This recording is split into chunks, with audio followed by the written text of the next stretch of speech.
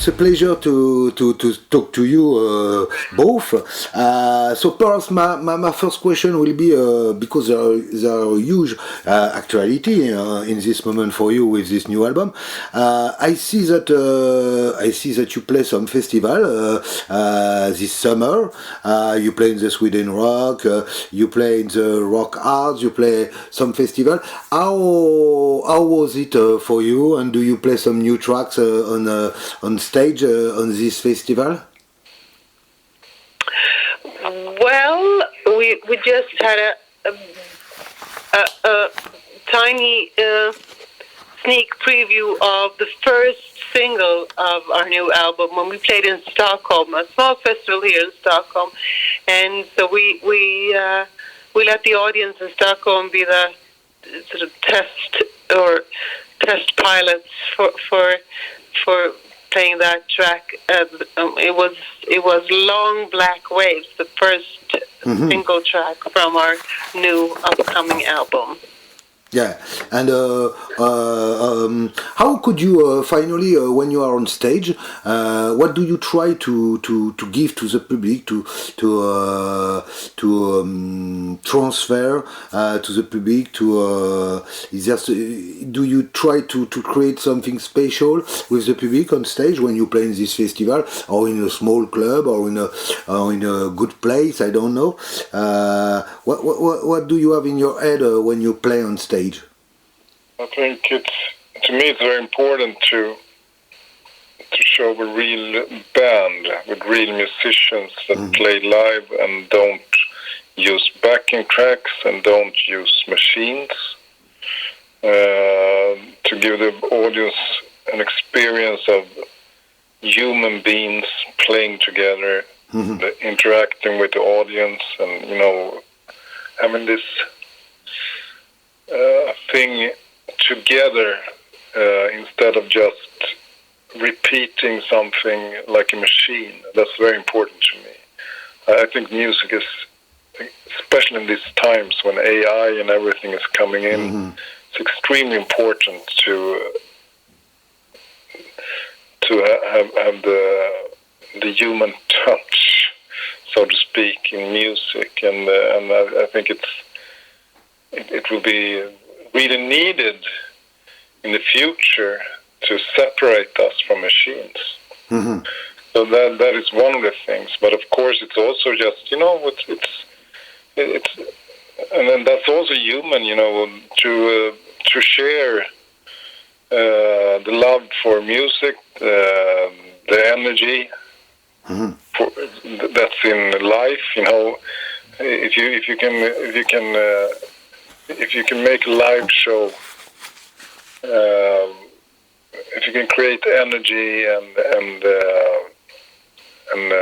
all these emotions that we have in life, like it can be everything from happiness to anger to sorrow to laughter, all these things that is part of human life, and then you kind of making a musical experience out of it, kind of, I would say.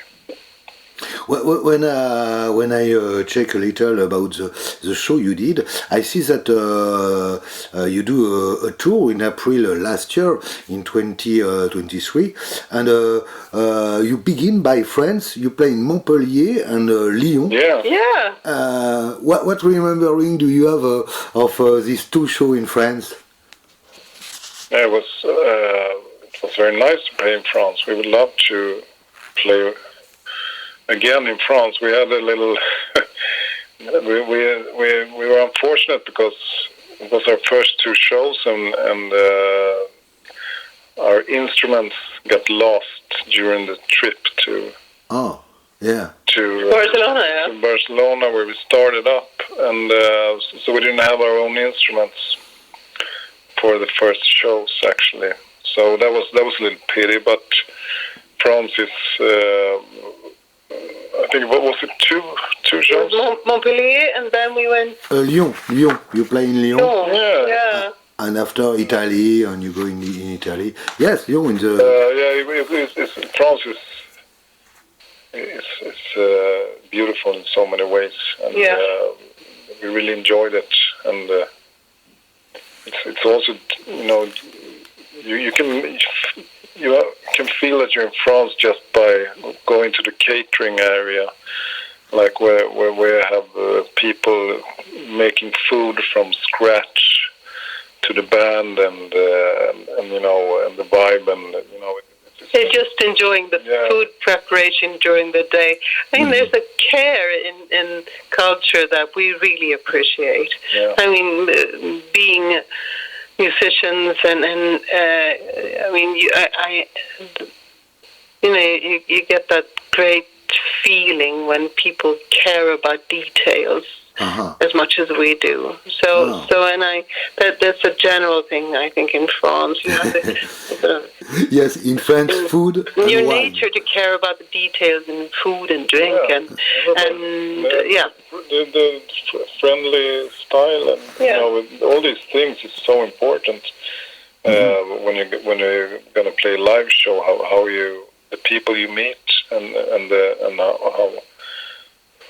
how they are, and you know, and how we are, of course. So it was very nice. Even though we had all the troubles with no instruments and everything, everybody tried to help us, and everybody were really nice, and it was, you know, a great atmosphere. We want to play more in France. Yeah, absolutely. I hope we could play in Paris. Me and Jennie-Ann.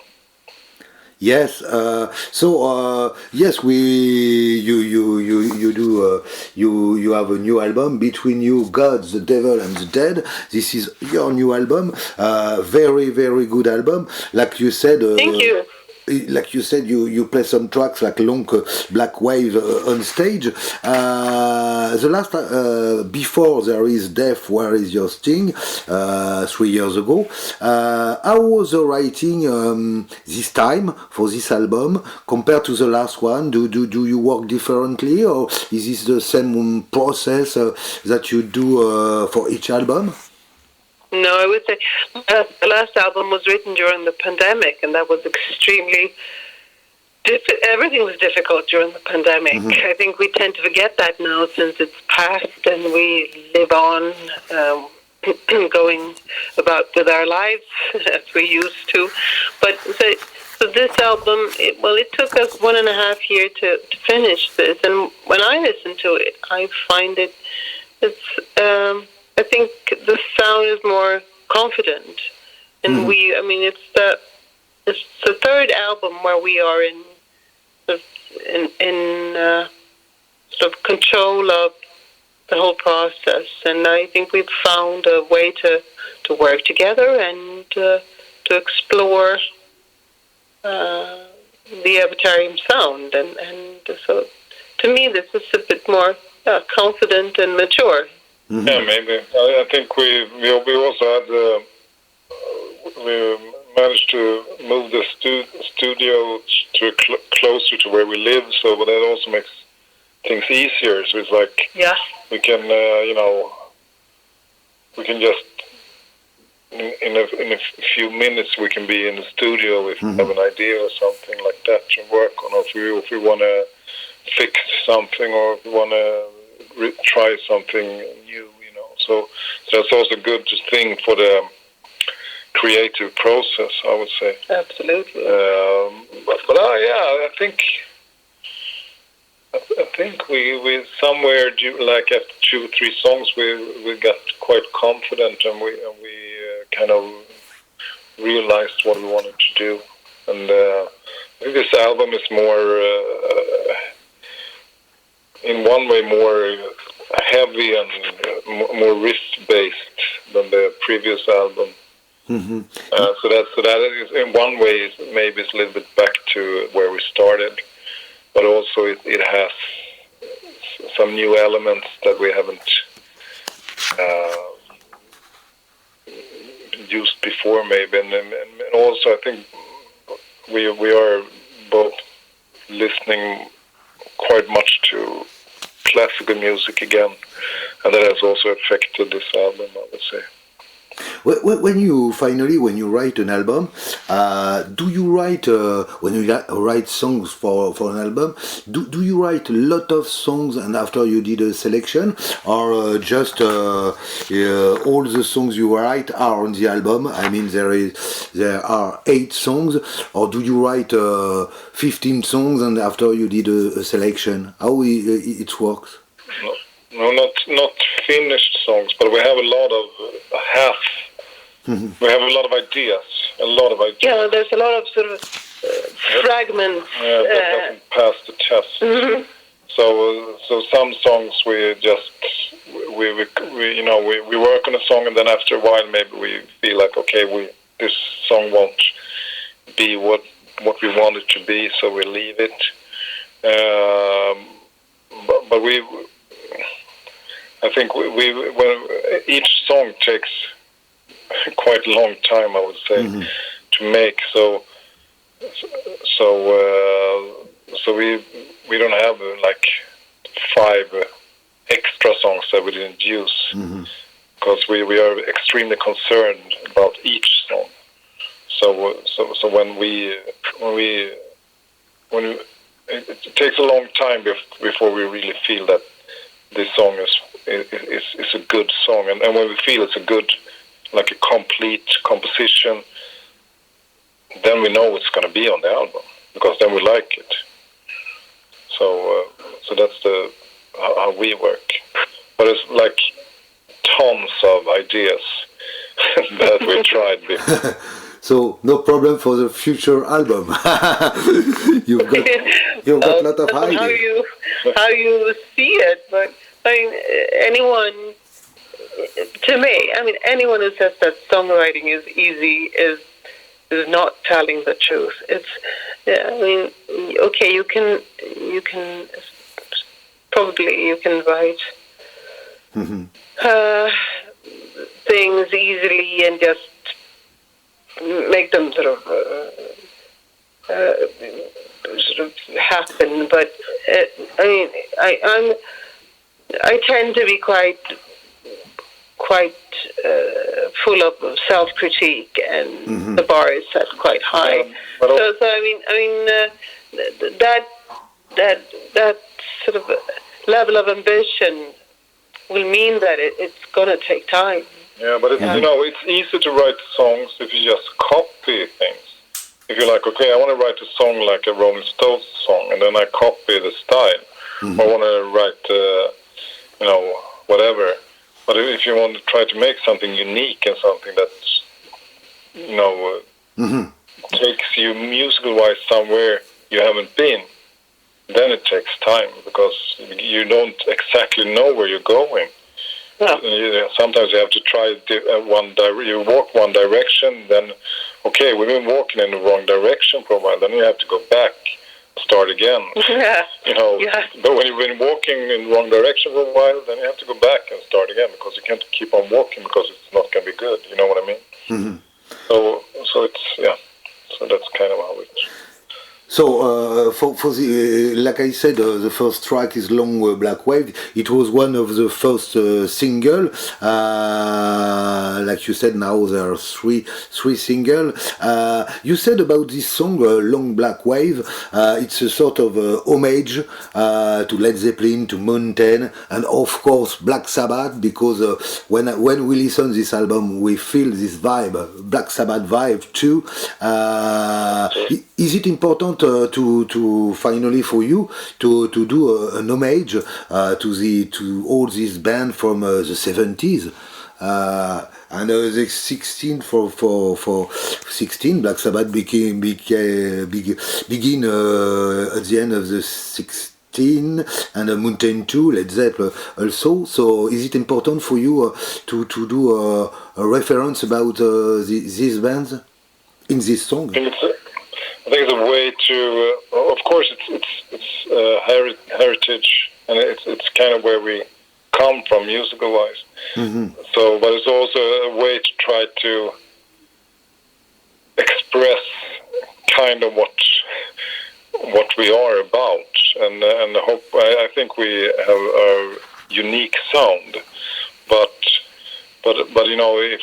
if you're going to tell someone, okay, about your music, what kind of music do you play, then you have to have some references to make people understand it. So when we mention these bands, we love these bands, but if you listen to Long Black Waves and you listen to these bands, I think you can hear that Long Black Waves is a unique composition, and it's not. But you can hear, the guitar sound. You can hear a little Mountain, like Leslie West influence in the guitar sound. You can hear the Zeppelin vibe when they have the doomy moments and these kind of things. So it's a big influence, and we love these bands. But it's also a way to try to, express to someone who never listened to Avatarium what we are, how we sound. I always find, because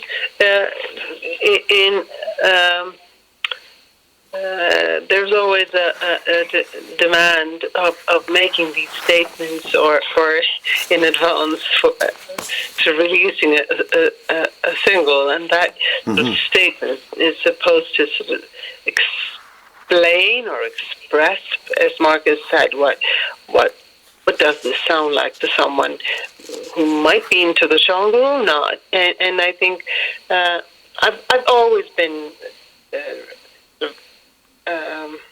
reluctant when it comes to these sort of labels or putting a specific label on music. Music is music, and I realize that, of course, this is to sort of targeting an audience that feels safe or know that, this type of genre is what I'm looking for, and then you go for that.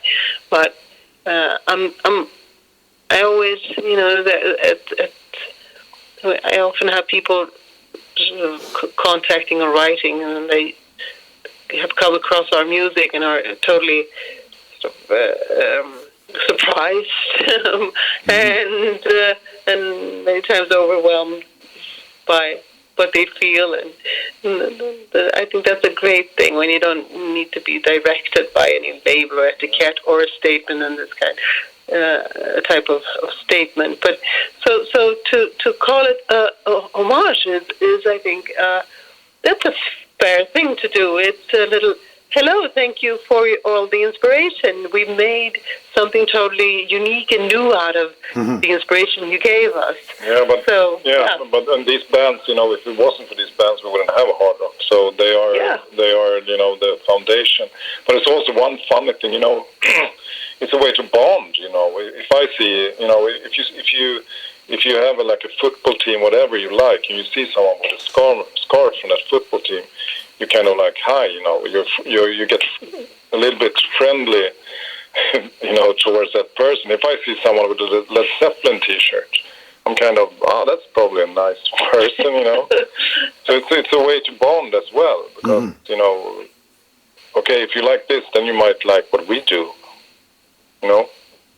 Yes, it was. If you like Sabbath and Led Zeppelin, then I might. It's biggest chance that I would like you.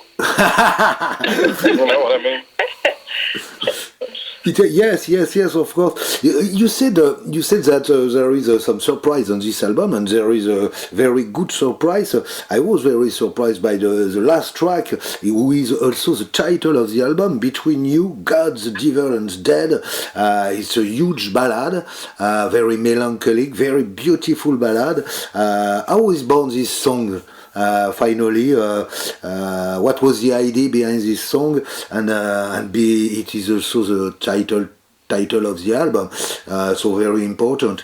How is born this really beautiful songs, long, melodic, melancholic, a little dark, of course. How do you get the idea of this song? Yeah, it's good. It was the first song we deliberately wrote for this album, and it had a completely different verse in the beginning. I think it started with the chorus. Yeah, we had a little melody, and I had the idea of the lyric and the chorus. And so we changed the verse and the melody of the verse many times before finishing this song. Yeah, but I started to play piano more and more because we got Jennie-Ann's old piano to the studio, and I started to play piano like every morning, almost. Like I start the day with like 20 minutes or 30 minutes piano or whatever, and then of course I come up with ideas when I practice the piano, and this was just a little simple piece that I enjoyed playing. So that's how it started, and to me it was like maybe a little bit too poppy or whatever, but I always liked, the old Eurythmics and the Lennox stuff, and to me it had something like that. And then the Jennie-Ann wrote a beautiful lyric and changed the melodies. Yes, 10 times. Very great. There was a long process. Yeah, that's how it is. Yeah. But that's how it started. Yeah. That's how the song started. Yeah. Between you, God, the devil, and the dead, it's the universe of the band. When I see the cover with this, how did you say that, skeleton and cross, death always be very important in each album and for the band. What is your relationship finally with that? Death, God, the devil. I Well, didn't get. Sorry, I didn't get your question is the symbols that are yes, is it reoccurring in as a theme in Avatarium, both in the artwork and the music, such as God and death and devil and. Mm-hmm. Yes. Why well, I think we've sort of dealt with these existential questions from the very beginning, and they manifest themselves both in the lyrics and in the music. It is quite dramatic, and we've never shied away from dealing with that. And I'm very. It may sound strange, but I'm happy to have a place to channel all these questions and thoughts and emotions when it comes to these existential questions. Yes. And as a band, we have our personal beliefs, and we are at the moment we are 4 different people with our different types of beliefs, and I have mine and Marcus his. But we what is common ground here is that we really spend a lot of time thinking about and trying to figure out what it makes life meaningful and what makes music meaningful. Yeah, but Avatarium is when we started, we said we wanted to be dark, heavy, and poetic, but we also said that we want to have light and shadow, and not only the dark, the dark stuff, but also to let some light shine in. Mm-hmm. So that's also what Avatarium is about. And God, the devil, there are dark forces, and there are, loving and bright forces in life, and I believe in spirits, like there are evil spirits and there are good and loving spirits, and so to me that's me. I'm a Catholic, so I believe in Catholic Church teaching. And but I think it's way more. It's way more. Spirits around us than we want to talk about, and that people think it's a joke. But sure there are demons and stuff circling around us all the time, trying to make our life miserable. So we got to be on our guard about that. That's my belief. Yes. When you say that, I say that also because when I listen the music, the album, and all you did since the beginning with this band, I feel a lot of spirituality in your music. Is it important to you to put that in your creation too? Is the link between the spirituality and the creation finally? Of the music, you mean the creation of the music? Yeah, creation of music, of course. Yeah, you know, as Jennie-Ann said, it's a great way to try to both express and understand these things, because these questions are heard, and no one knows, you know. No one knows what's going to happen when we die. No one knows, you know, what an angel or a demon really is. You know what I mean? Uh-huh. And all these things, but we have some kind of understanding, and we understand, we feel that there are more than we can see, so to speak, and music is the same thing, because music is music open up doors, you know, in both in our brain and in our hearts. So. And of course you can. There's an unbelievable power of music. It opens up new levels of our consciousness, and so. Yeah, we wouldn't. You know, we talk about this sometimes, since we're married, and we are quite different. We started this band a little bit more than 10 years ago, and doing these things and experience these things together changes you. So I think, and for us, I must say, in a good way. So it's a part of our life journey to do these things, I must say also. Yes, and we are both very happy to be able to do it. Yes, it's a sort of a travel on this album. Yeah. That's what I feel. Yes, Marcus, you do many things. You are, of course, the guitarist, but you are also the producer. You work on the mixing too. Finally, I suppose it was a record in the studio Deep Well in Stockholm, something like that, in your studio. Yeah. How was it for you to produce an album, to be part of the band too, to record everything? Was it a huge job, the recording? The songs are technical, there are a lot of techniques in the songs, and they are very long. How was the recording finally? It was both enjoyable, sometimes enjoyable and fun, and sometimes horrible and exhausting. It's both, you know, and it's a lot of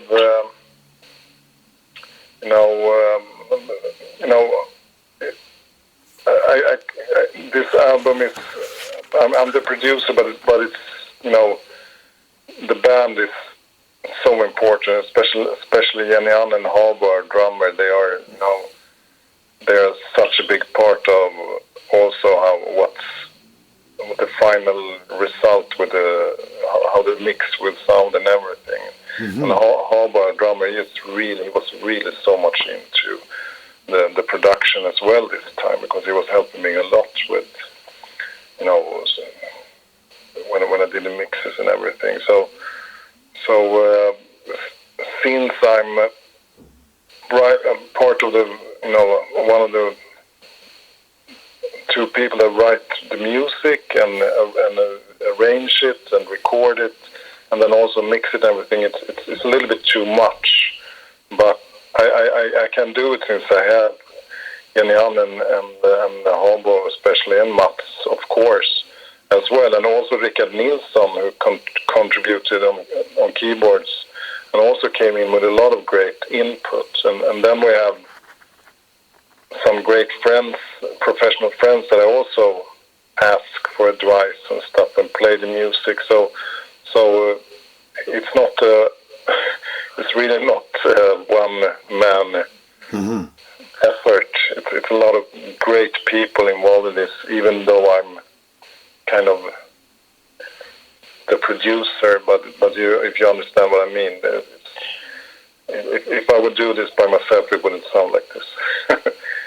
This wouldn't be this good. So it's I have to have people around me that I trust. And then, fortunately, I have a lot of, like Rickard Nilsson, for example, who came in and played keyboards on most of the songs as well, who played with us before. And Ronny Lahti, who mixed our first album, I played some tracks for him. You know, so I'm fortunate to have a lot of great musicians and technicians around me who can help me. It was yes. As I said, you are a producer. It's another part of your life. Yeah. You get some Swedish Grammys.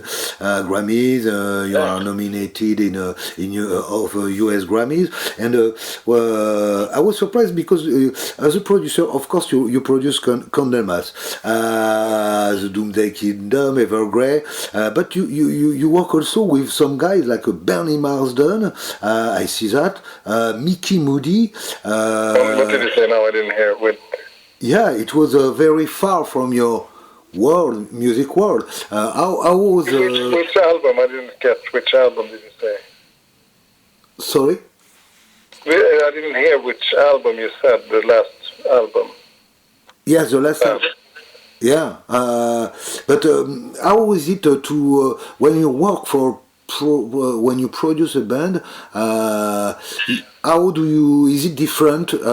How do you do to understand the band? And I suppose it's very different when you work a lot of with Royal and Hunt.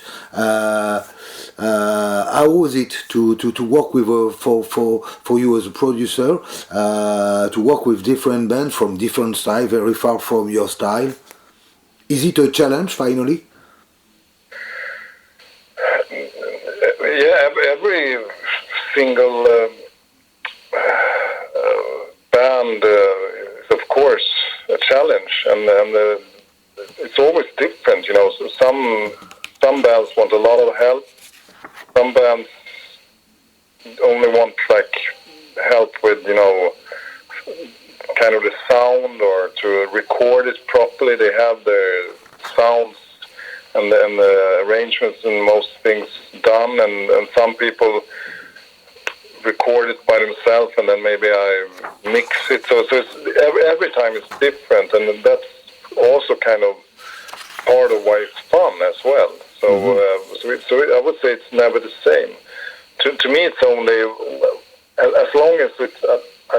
I usually tell people if they contact me and ask me that I want it to sound as real as possible, if that makes sense. If you say that, you know, like I don't want to make it too much, you know, like machines or too much triggers and too much, you know, digital sounds and stuff. I'm a fan of acoustic sounds and ambient sounds, and I like old microphones and, you know, these kind of. That's what I think is funny. So yeah. And Jennie, yeah. Sorry. Yeah. No. If yes, just a little question about Jennie, about the text, because I suppose she write the text. Is there some song, Jennie, who are very important? How do you work in the writing? Is it long to work to write the lyrics of each song? Do you work a lot? Do you do some research? I don't know. Do you read a lot?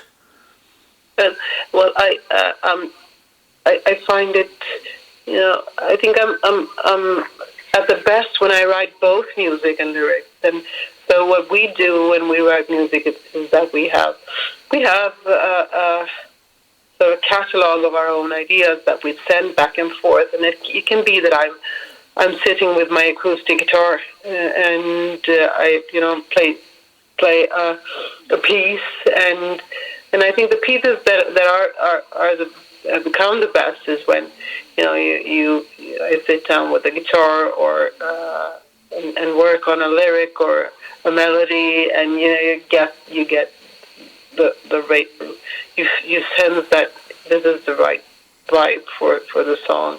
But it's what is creative. But what is creative for us is that to be able to send our ideas back and forth between each other. Mm-hmm. And when it comes to inspiration, I would say that varies. That can be being inspired from a book I've read, or a movie I've seen, or a patient I've had. Mm-hmm. I mean, I work as a psychotherapist here in Sweden, and I have sort of the privilege to get that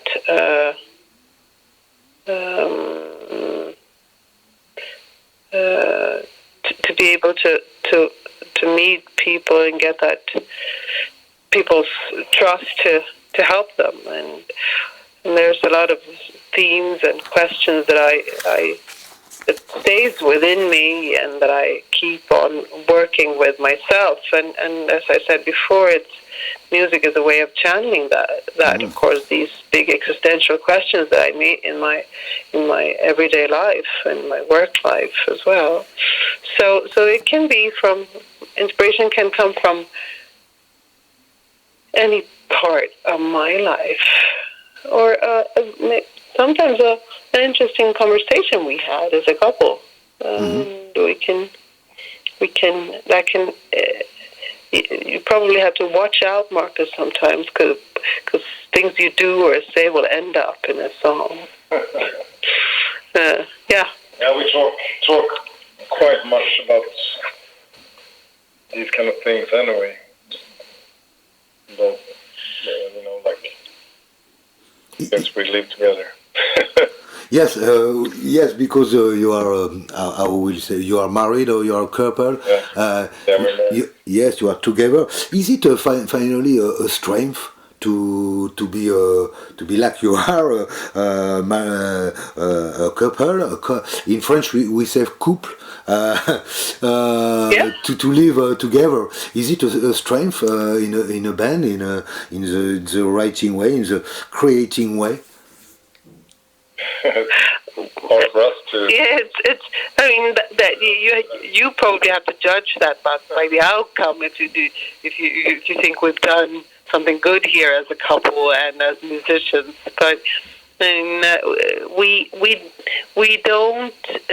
Well, I don't know anything else, but it's been 10 years, and I think we've grown as individuals, and also, of course, as a couple through doing this journey together. Yeah, it's when we started to write music together, it was, at least for me, it was quite hard for the ego to, when your wife tells you that she doesn't like the idea you come up with.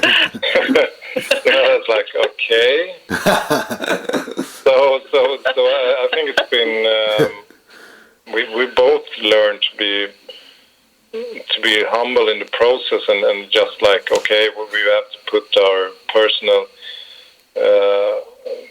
things aside. Yeah. If we want to write a good piece of music, we have that must be the highest aim. Absolutely. That the song should be the best possible, and then you have to put your ego aside, and probably that might have helped us in our relationship as well. I think so. To think about these things. Yeah. It's the same thing, raising a child probably. It's like, okay, we want the best for him, not to be the one in charge, No, but I mean, the fine thing here is that you have to know when to sort of when you need to sort of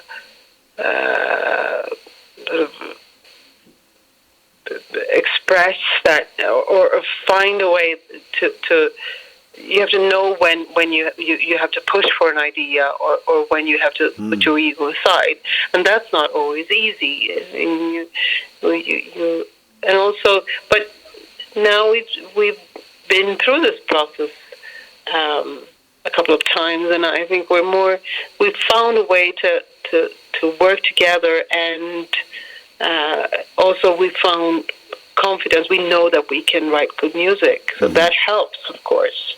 But it's still it's not a simple thing. And another good thing might be, when you live together, because I know there's when you read about some of these old bands like Judas Priest or Black Sabbath, whatever, when they did a lot of the great stuff, they actually spent a lot of time together, like on the road or living together in a house, and so I think it's a very good thing to be that close when you write music together. Because you wake up in breakfast and you have it doesn't have to be musical ideas, but you have a thought, and you're like, you have your a thought about a thing in life, and then that can be a lyric, or you listen to music together. Oh, listen to this thing, that's cool. Okay, so you kind of you get tight together, and you I think that's very good actually if you want to write music together. Yeah. Because you're on the same vehicle. You're traveling in the same direction. Yeah, that's really true. But also in our case, I mean, we met as musicians before we were married, and I mean, I admire Marcus and his musicianship, and I think I think there's a mutual respect for each other, and so I sometimes when we're sort of in that musical zone, I don't think of him as the husband who does the dishes. I think of him as the excellent husband of that musician. The excellent guitar player, and he is, and I want to be the best possible I ever can be, working with him, of course. So I think that inspires me, because he's such a absolutely amazing musician. Yeah. And yes, he can do the dishes as well. Yeah. Yes. So I actually learned some tricks in France, because I asked the catering people, and they were really nice, and they showed me some tricks. Yeah. So because of the French, cuisine. The French kitchen is, of course, amazing. Yeah. Mm-hmm. And we're both very interested in cooking food and stuff. But yeah, you do also cooking together. Excuse me? No, I say you do also cooking together, not only music. Yeah. Yeah, Marcus did a great bœuf bourguignon and a lovely coq au vin as well. So he's a great cook. Yeah, we cook music together as well. Yeah. Yes, Jenny, about when I see you on stage and everything, all the pictures since the beginning, you have really your own personality. I mean, you are very different. Something unique in your you are elegant. You have a lot of some costume and different like that. Very, I will say, a sort of French style. Thank you. And it's very good to see you on stage, because you are very different, from all women singer, I will say. Is it important? How do you approach your image? Is it important to you to create this image different, very different? Well, art can translate into sort of any sort of genre, and I mean, clothes and art. That is art as well. I mean, you're French, so you know these. You know this. I know that you know that. And for me, it's I have my personal sort of style, and of course, it's about integrity. And I think I'm a person with probably quite high integrity. It needs to feel right. That's how I go about my singing and the way I write music and how I dress.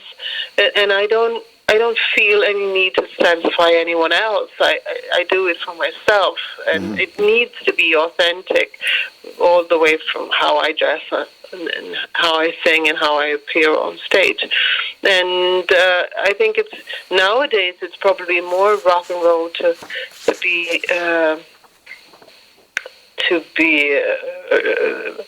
have a more classical style that I have than sort of the how the cliche, probably. But I also think that's a big part of Avatarium, that Jennie-Ann has the integrity that made the band. That's one part of why that made the band, unique, because both in clothing and in how Jennie-Ann sings, she has her integrity and has to follow that, and that creates some boundaries, but it also opens up some new windows for us. Yes, it was a little new. I mean, very different. And when we see the band on stage, we don't forget it. And so it's a good idea to be like that. I would like to speak a little about Leif Edling. He has left the band, but he was at the beginning of the band. Another one with great integrity. Yeah, that's really, and that I truly admire that about Leif. That I mean, he has his musical integrity, and he doesn't compromise with that, and that has, and he has. I mean, he has created this genre. He has sort of developed this genre. So yeah, and working alongside him and working with his material has been, of course, extremely important for me. Yeah, for both of us, and he's extremely important, of course, and Avatarium wouldn't exist without him. So that's one thing. But and me and Leif, we work. Besides Avatarium, we work. He's probably the musician I've been working most with the last 11 years. And I'm working on a new Candlemass EP right now, actually, and I'm helping him with his demos, and so I'm you get to be a part of the process. I'm really part of his process, how his creative process, and that inspired me a lot, and I also took a lot of these ideas how to be creative from him, actually. Yeah. Do you think you produce also, Marcus, you produce also Candlemass, of course, the last two albums, it's you, behind the production. Do you think that the fact you finally produce Candlemass, who is very huge in your country, in Sweden, and not only in Sweden. Do you think that it get you get an influence from Candlemass on Avatarium, or you put some Avatarium experience on Candlemass? How is work? Well, we're quite. In some ways, we are intertwined, and I actually sang on the last Candlemass album. I did a guest appearance on the song Yes. "When Death Sighs." So, if you want to hear how Candlemass sounds with me on vocals, there you got it. I don't. So yes, finally the band are very close. Yeah. Yeah, it's like siblings. Yeah, we're very close, and I think it's a very fortunate thing that we have each other, and I know the Candlemass guys, all of them. Of course, they like Avatarium, and we like Candlemass a lot, and so it's like brothers and sisters, and it's a cool musical relationship, and I think Candlemass is such a unique and cool band. They are. Every time I watch them live, I get. It strikes me what a great band they are, and how these compositions are. So I'm being a part of that, like Candlemass and Avatarium, of course has changed my life in a very interesting and good way. I'm really thankful about that. Just a little question about Daniel Carlson. He has left the band. What does it change finally? He was in the band since a long time, and what does it change? What have been the impact that he left the band? I mean, when you work on this new album. I think it was the reason he still. I actually had talks with him yesterday, so we're still on a friendly basis, but he got a little disappointed because in the process I asked Rickard Nilsson, because we're great friends, me and Rickard Nilsson. I asked him to help me out, and Daniel felt that he should be asked, and I understand that. So that was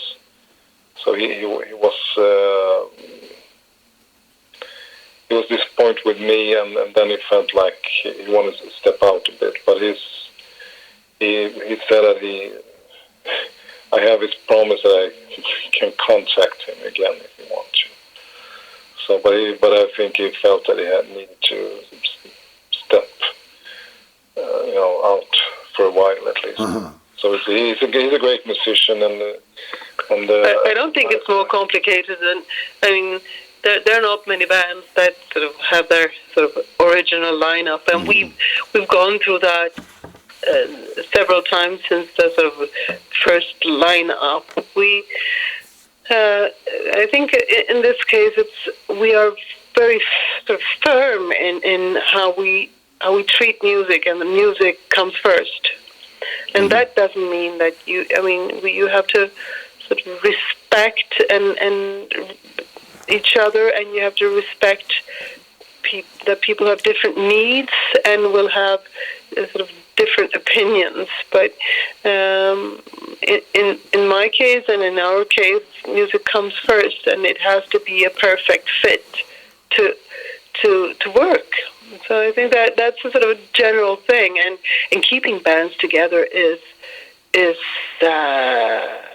unbelievably sort of it's it's hard to describe what it will take to make this sort of curious landscape of in between being professional and in between being private, engaged to each other. So, but for us, it's writing music and do all these things. Since we also have quite small kids still, and so we have to take every chance when we can be creative and like, okay, now we're going to work, now we're going to do this, and then it's sometimes it's like, okay, if like Daniel can't play keyboards today, then I ask someone else. You know what I mean? Mm-hmm. Just because I want to move forward in the process. So because we don't have unlimited time, and we actually have, it's very hard to get the time to work. You know. So when you're in the flow, you just have to. I say like Neil Young, it's like, try to be in contact with the Great Spirit. When you're in contact with the Great Spirit, and you have to just keep on moving. Yeah. But of course, we don't want to. You want to be a good person as well and behave in a good way. So yeah, and sometimes it's you don't want to step on people. No. We've gone through this a couple of times, and you also have to wish people well who want to move on, and let people go and develop on their own, or whatever the reasons are. So I mean, you can't hold people back, and you have to. So that's I think. One more thing that since I told you that I started to play more piano. That's also one reason. So I play more piano on this album. Yeah, you do. So it's also like, and that's also. I mean, you play piano on the title track. Between You, God, the Devil, and Dead is Marcus playing piano. So I mean, Marcus is a good piano player. Yeah, but it's also a way of when I write something on piano, it's like I might as well play it myself, because if it is not too complicated, it will sound the way I want it to sound. So. And that's also part of moving forward in the process. But as said, so Daniel is a good friend of ours, and I was a little sad that we would have liked him to stay a little longer. I can say that. But You tell me, you play piano about the title track, and there is this video clip, a little strange for me, with this guy with tattoo, who is sitting on a chair. What is the idea behind the clip? We have been collaborating with a video director here at Sweden. His name is Johan Eklund, and so we talked about the theme of the song, and we gave him free hands to make that composition, and I really like what it turned out. It's very subtle.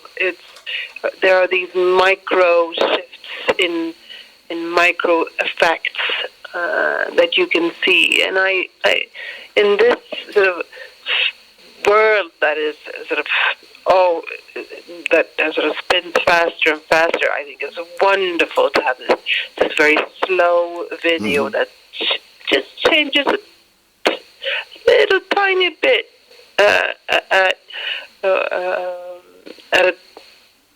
during those 5 or 6 minutes. So I'm very happy about the result. It's like the opposite from the world we live in, and everything has to be like move so fast, and if something doesn't happen in every 10 seconds, then you just move somewhere else. And I know it's not a good move, probably, commercial wise, but for us it's also like a statement. It's like, come on, relax, enjoy breathe, Stay still. stay still, listen to music, read a book. Don't be everywhere. Don't Google everything and if you can, don't let yourself be distracted. Just try to stay put. It's also like a statement for me. Yes, probably maybe not. It's probably missing the aim, the goal most of the times. But maybe some people will. Oh, it's a great. I love the clip because there's this guy with little expression, but it's something special. It's very different for the last clip, "See You Better," with the new single. Totally different. Yeah, that's more like a rock. Yeah, and I just it's been a while since we did a proper band video, so I suggested that let's do that on this up-tempo single. Mm-hmm. So we met and we rocked out till we almost burst.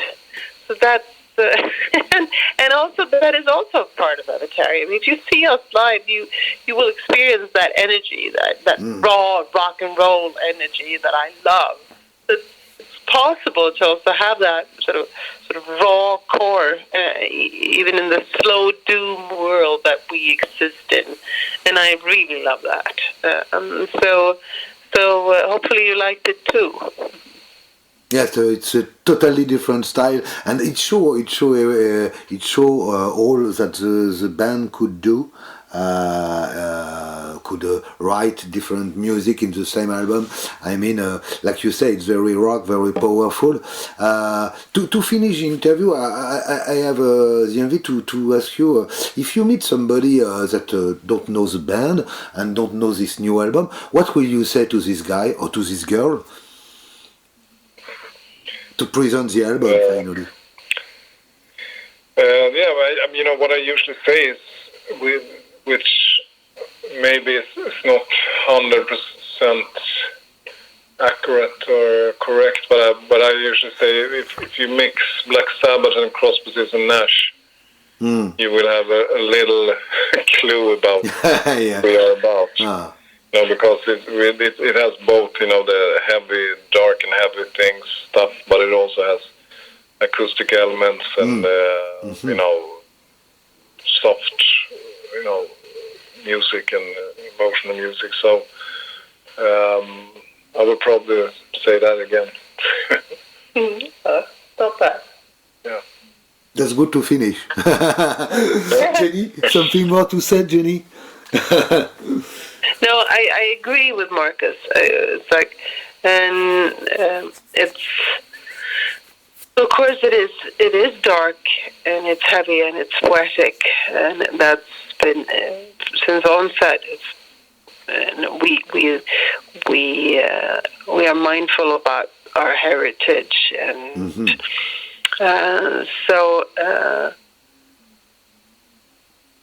I totally agree with Marcus. So thank you very much, Jenny, Marcus, for this interview. Thank you. It was very nice. A nice interview, very cool.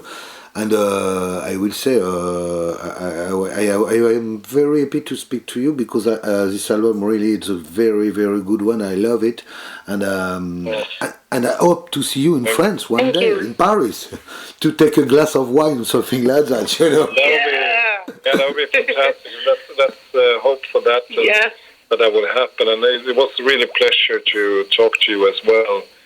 And in many ways, it's a very nice interview. And as said, we really would love to play more in France. Absolutely. So it is in our hearts. Perhaps next year in Paris. Excuse me? I say perhaps next year in Paris. Yeah, that would be fantastic. I hope.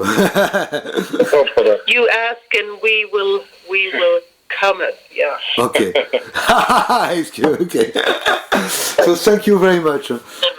Thank you. Thank you. And have a nice evening. Sure. Bye bye. Thank you.